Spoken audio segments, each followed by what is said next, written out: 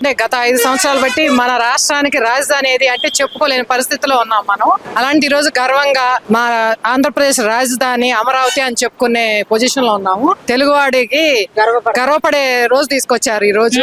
ఆ రైతులకు కూడా ఇన్నాళ్ళు ఏంటి మన పరిస్థితి అనే నిద్రలేని రాత్రులు చాలా మంది చనిపోయిన పరిస్థితులు కలిగినాయి. అలాంటి వాళ్ళందరికి కూడాను అంటే మళ్ళీ అలాంటి పరిస్థితి రాకూడదనే కదండి ఈ రోజు నిన్న జరిగింది. కాబట్టి మళ్ళీ అలాంటి పరిస్థితి వెనకటి పరిస్థితి రాదనే కోరుకుంటున్నాము. రాదనే నమ్మకం కూడా ఉంది నిన్నటి జరిగిన విషయానికి. వచ్చి చూస్తే సార్ ఏదైనా మనం ఒక ఆర్డినరీగా ఒక సొంత గృహం నిర్మించుకోవాలంటేనే 6 నెలల నుండి సంవత్సరాల వరకు పడుతుంది. అలాంటిది ఒక రాజధాని నిర్మించడం అనేది ఒక ఓవర్ నైట్ లోనో లేకపోతే ఒక నెలలోనో 6 నెలలోనో అయ్యేది కాదు. నిదానంగా జరిగిద్దండి. అది ఖచ్చితంగా జరిగిద్దండి. ఎక్కడో కూర్చొని ఏదో అనుకోవడం కాదు. లాస్ట్ 5 ఏళ్ల పరిస్థితి చూసుకుంటే ఇప్పుడు ఖచ్చితంగా ఉందండి.